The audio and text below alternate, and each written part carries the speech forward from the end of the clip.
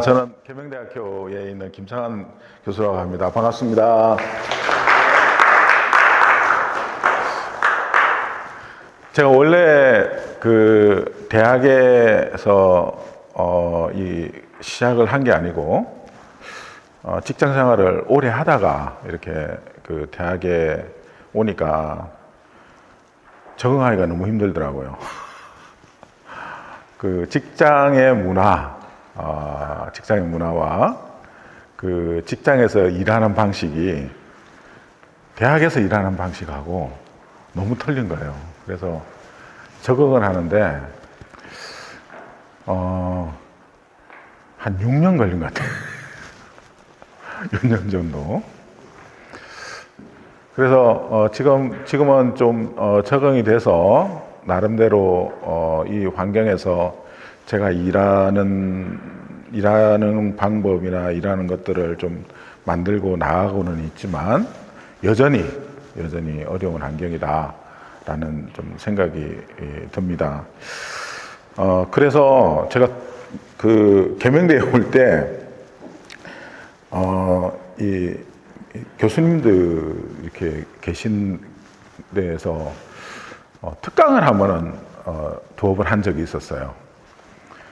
그래서 교수님들한테 강의를 하는 게 정말 힘들더라고요. 교수님들의 특징이 뭐냐면 그 분야의 전문가라고 뭐 인정받은 분도 있지만 전문가라고 생각하잖아. 그러니까 뭐라고 이야기해도 반응이 별로 없어요. 신통차냐.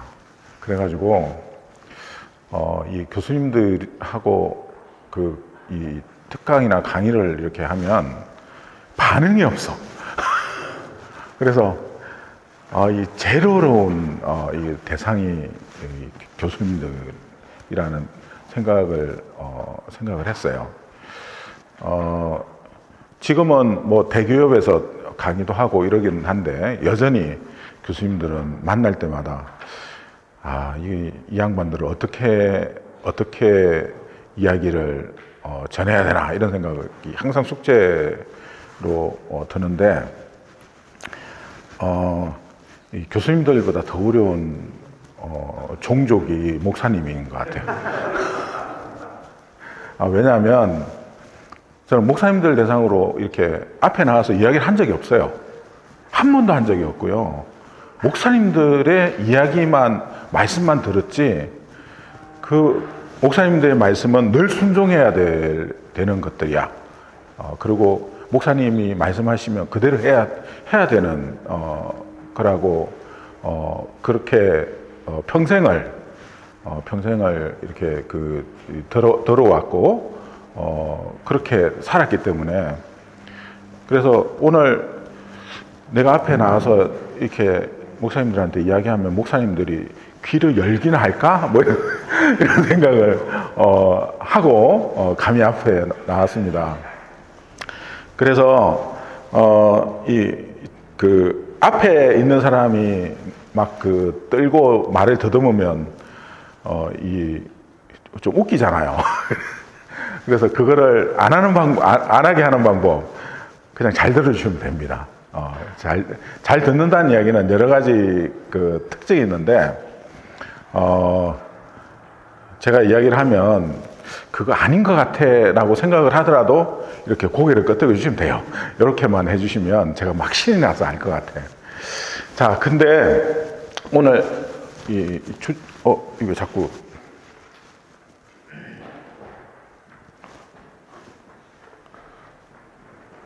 이거 이야기 안 해야 되나 봐요.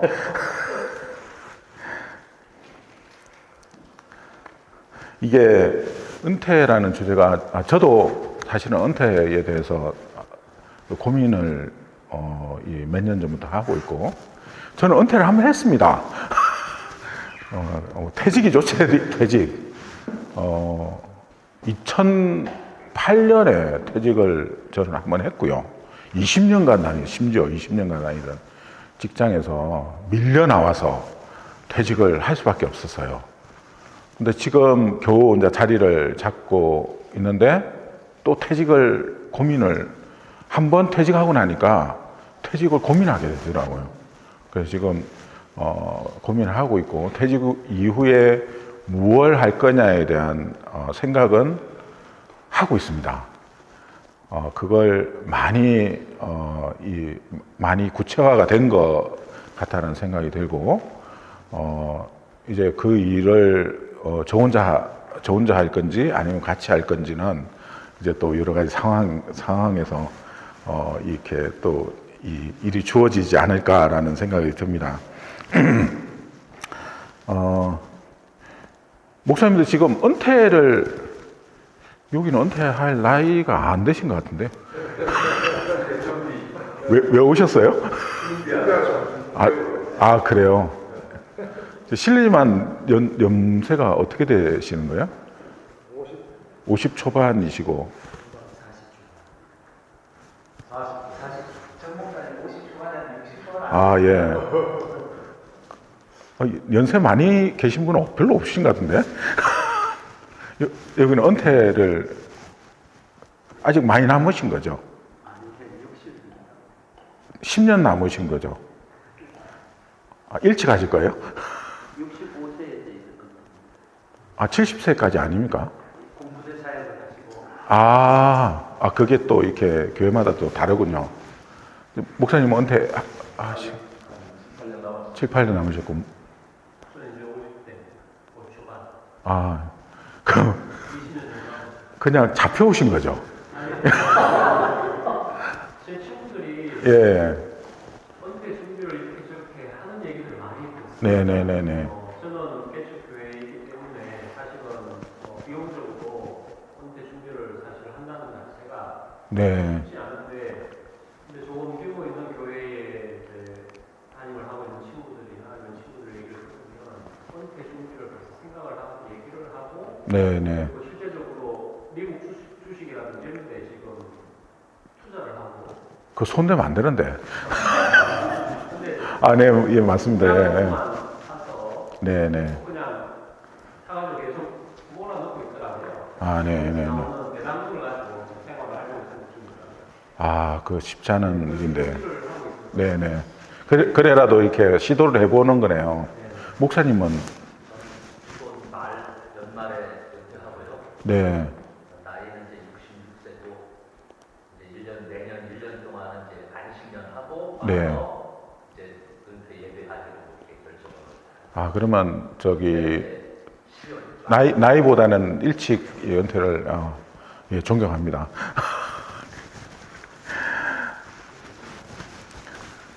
그래서 사실 아까 배성 목사님이 은퇴 부분에서 재정에 대한 강조를 굉장히 많이 하셨는데 이 은퇴 준비라는 게 재정에만 초점을 둬서 뭔가를 하는 게 은퇴 준비가 아니잖아요. 그래서 제가 오늘 목사님들께 좀 말씀드리고 싶은 거는 은퇴 준비를 전방위적으로 다 준비를 잘 하시는 분 아무도 없어요. 아무도 없어요. 어제 제가 그동안 잘 알고 지내는 그 전북대학교 경영학교 교수님이 전화가 왔더라고요. 저도 이제 이분하고 여러 번 활동을 같이 했으니까. 그래서 이분이 또 이야기를 하시는 게 코칭 교육을 이렇게 코칭 역할을 하고 있냐 그래서 그거 하고 있죠. 그러니까 그 일반 코칭 말고 이 협회에서 하는 한국 코치 협회에서 운영하는 코칭 활동을 하고 있냐고 그래서 그건 안 하고 있는데요. 왜 그러시냐고 물으니까 자기가 은퇴가 지금 2년 정도 남았대요. 2년 정도 남았는데 그 옆에 있는 교수님이 코칭 교육을 같이 좀 받았으면 좋겠다고 그래가지고 코칭 교육 프로그램이 굉장히 다양하게 있으니까 어느 코칭 교육 프로그램이 좋냐고 저한테 물어보려고 전화한 거예요. 그래서 저는 코칭 교육을 안 받았으니까 모르죠. 근데 왜 그러시죠? 은퇴하고 나서 자기가 이렇게 생각을 해보니까 이 코칭이 제일 좋은 것 같다고.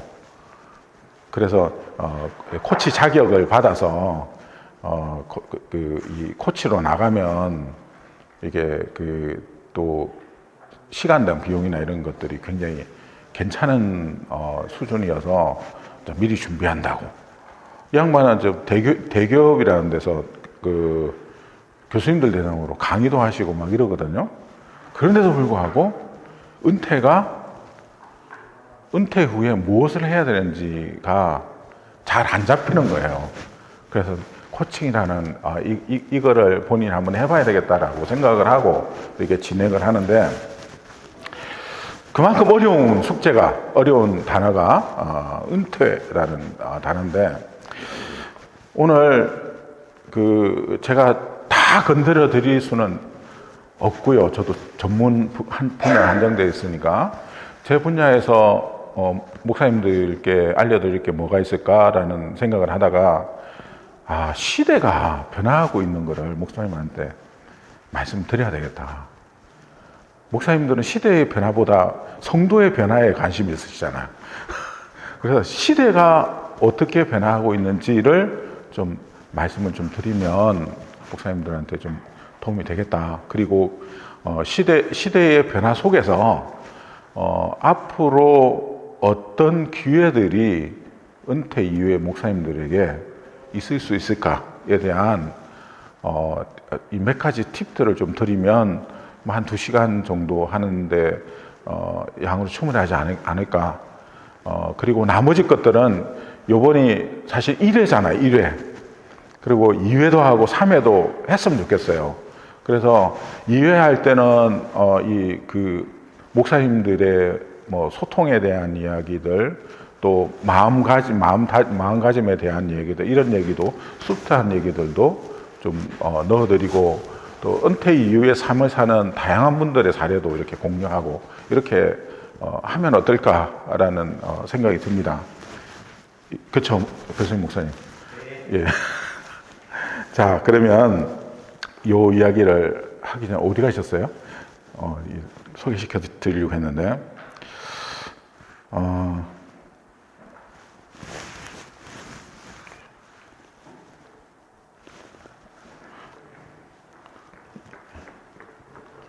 예, 안 넘어가는데요? 때리는데.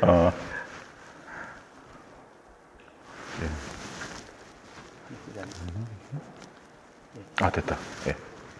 자, 이렇게 제가 키워드를 잡았습니다. 요거 3가지 주제를 가지고 좀 이야기를 좀 해드릴 거고요. 하기 전에 제가 이렇게 보다가 목사님들이 은퇴 후에 어떻게 살아가시는지 저도 정보가 사실은 없어요.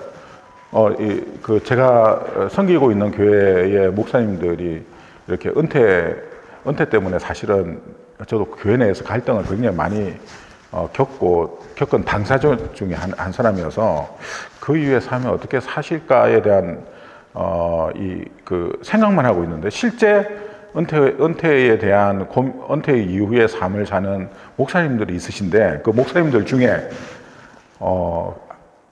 아주 극단의 삶을 사시는 분들에 대한 내용을 CBS에서 이렇게 만든 게 있더라고요. 그래서 한번 같이 보고 시작을 하도록 하겠습니다. 목회자 은퇴 이후의 생활을 지원하는 은퇴재단 운영이 거의 전무한 상태입니다. 연금 혜택의 사각지대에 놓여있는 은퇴 목회자들의 삶을 취재했습니다. 최경배 기자입니다. 15년 전 목회를 은퇴한 김용구 목사. 30대 중반에 목회를 시작해 30여 년 동안 열심히 목회를 했지만 교회 은퇴 후 그에게 남은 건 10평만 되는 자그마한 집한채뿐입니다. 함께 개척교회라며 고생한 사모는 오래전 병으로 잃었고 지금은 혼자 살며 국민연금과 구청에서 저소득층에게 지급하는 40여 만원으로 생활하고 있습니다. 김 목사가 속한 교단은 군소교단이라 응급제도 자체가 없는 데다 가난한 대표교회 목회이기 때문에 은퇴 이후의 노후는 막막하기만 합니다.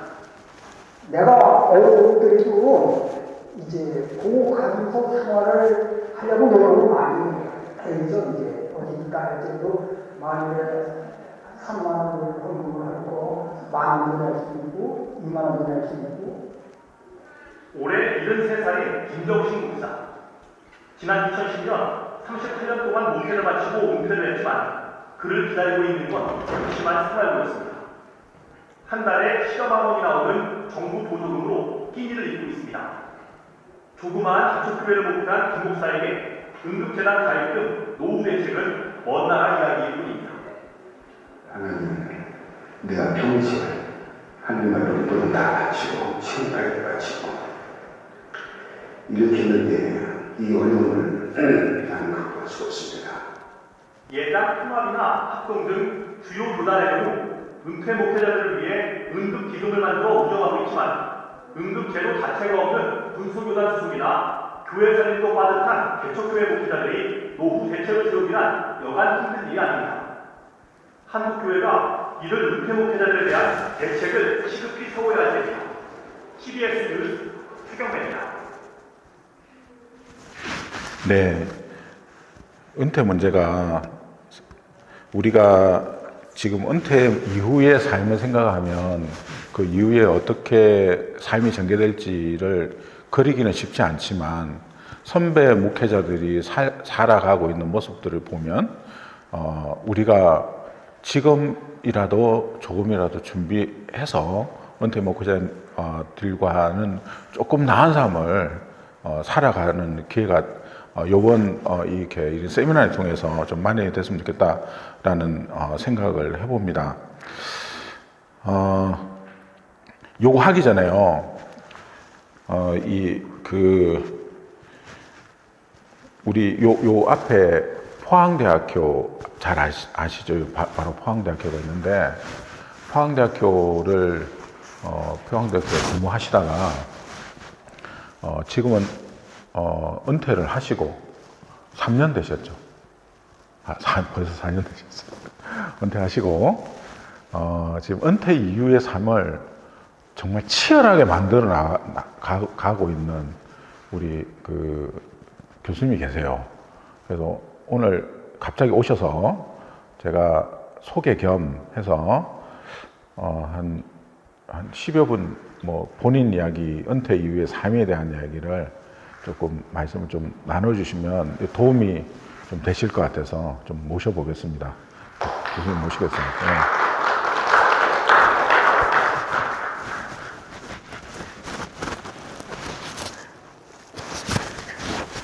오시라고 할 때 제 느낌이 왔어요. 안녕하세요. 말씀 소개받은 대로 저 바로 앞에 있는 포항대학교 그 토목도시과의 제 전공 토목공학입니다. 그래서 저는 두 번의 그 퇴직을 한 셈이네요. 저는 서울의 현대인지니어링에 그 정부사업부에 근무하다가 여기 포항대학 교수로 맡고 교수님처럼 20여 년간 근무하다가 2020년도 여기 퇴직을 했습니다. 퇴직을 하게 된 이유는 내적인 요인도 있고 외적인 요인도 있기는 한데 외적인 요인은 별 영향이 있는 얘기는 아니고 내적으로는 그런 생각을 했어요. 제가 오늘 올해 몇 살로 보이세요? 알아맞히고 사탕 하나. 64. 사탕 안 줘. 아마 근데 제가 64년 용띠예요. 용띠고요. 그래서 4년 전, 그러니까 55, 6 그때 그런 생각을 했어요. 제가 공학을 공부하다 보니까 이게 나이 60 넘어서 나가면 내가 갖고 있는 스킬을, 내 역량을 발현시킬 수 있을까? 사회에서. 그러게 너무 늦지 않을까? 하는 그런 고민을 사실은 했고요. 그래서 이제 저 혼자 움직일 수 있는 나이가 아니다 보니까 가족들에게 이제 상의를 했고요. 상의해서 뜻밖의 오케이 승낙을 받았어요. 자식들하고 와이프한테. 그래서 2020년 2월달에 명예퇴직을 하고 이제 그때 제가 그 앞에 계시는 계명대학교 글로벌 창업대학원 그 석사 벤처 창업과 석사 과정을 그 교수님 제자로 졸업을 하던 해예요. 그래서 한번 나가보자.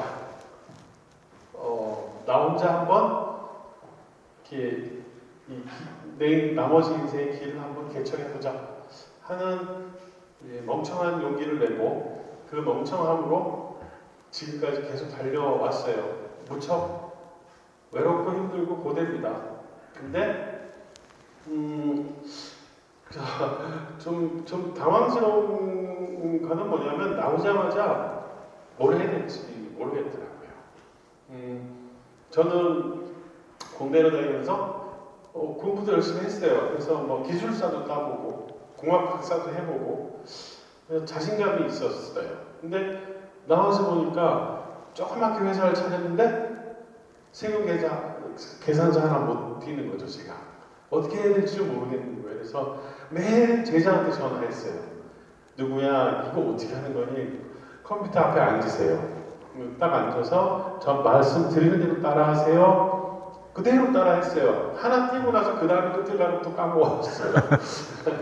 이제 그게 반복이죠. 그리고 아이템을 선정을 이제 물론 나오기 전부터 아이템 선정을 많이 고민을 했죠. 그런데 제가 창업을 공부를 하고 나서 새로운 창업을 하겠다라고 하는 어떤 아이템을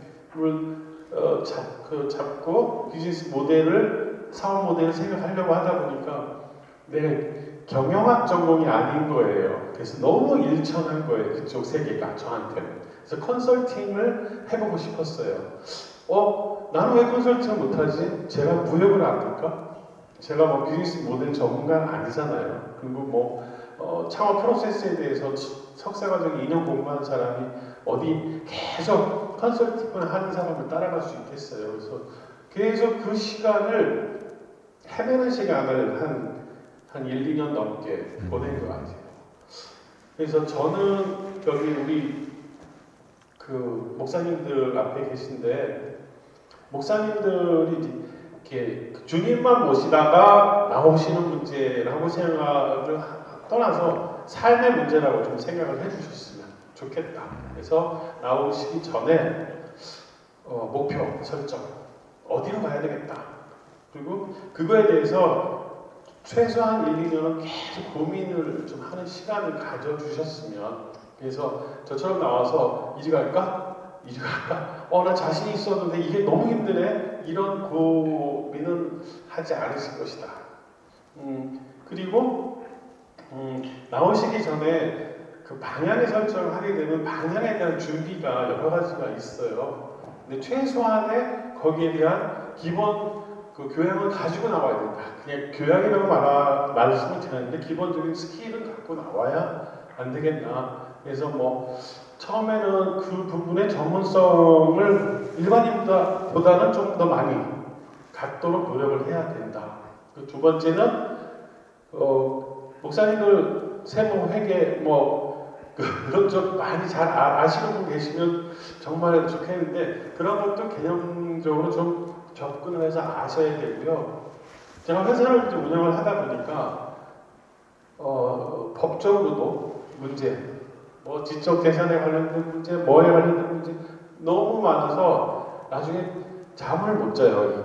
이거 맞나? 저거 맞나? 이런 생각들이 있는데 그런 것들까지 한 번 정도 완벽하게 하면은 여기 있을 필요 없죠. 그죠? 그래서 기본적인 틀은 갖고 나오셨으면 좋겠다. 그래서 그런 말씀을 드리고요. 그리고 나서 이제 4년째가 됐어요.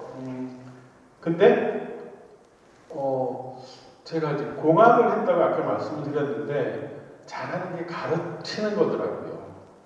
공학을 베이스로 해서 가르치는 거. 그래서 여기 우리 교수님의 친구분, 인공지능 전문가가 계세요. 이제 그분하고 조인업을 하면서 인공지능을 통해서 학생들 과학교육 프로그램을 제가 이제 그 방향으로 설정을 했고, 그래서 현재 포항공대 안에 그 체인저 그라운드라고 하는 창업 공간이 있어요. 거기서 지금 한 3년 넘게 있었고요. 올 가을에는 여름에는 거기서 이제 졸업을 합니다. 졸업을 하는데 이제 그러면서 이제 조금은 안정이 잡힌 것 같아요. 그래서 목사님들 저는 목사님들의 개인적인 역량이 다 뛰어나다는 거에 대해서는 의심의 여지가 없지만 중요한 거는 그럼에도 불구하고 준비는 하셔라.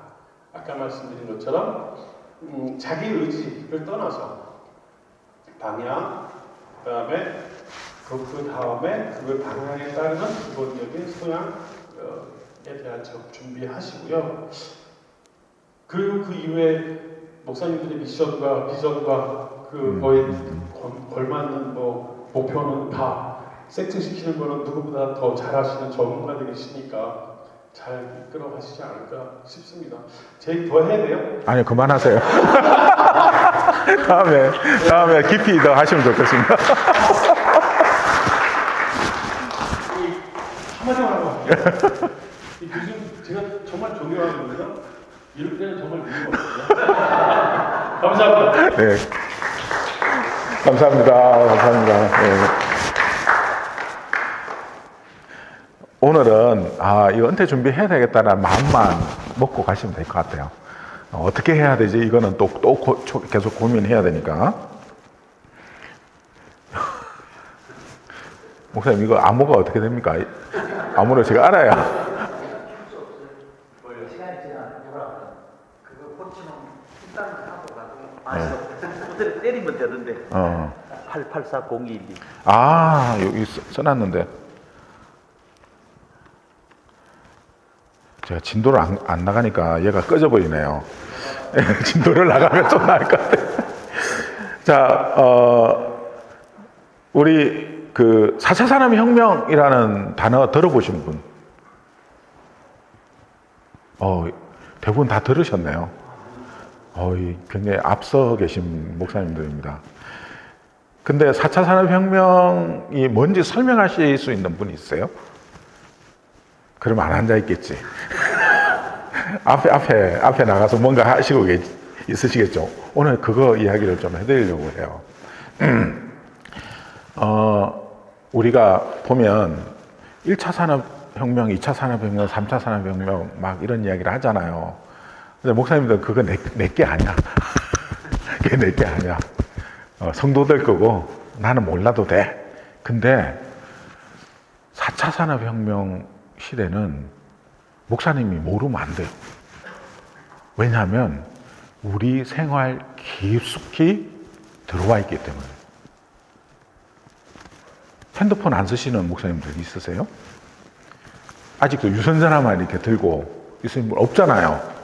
핸드폰이 내 일상에 도움이 가이드가 되고 있는 시대에 핸드폰을 이용한 모든 활동이 4차 산업혁명 시대의 산물이에요. 그래서 알아야 돼. 알아야 내가 무엇을 할 수 있는지, 내가 무엇을 도와줄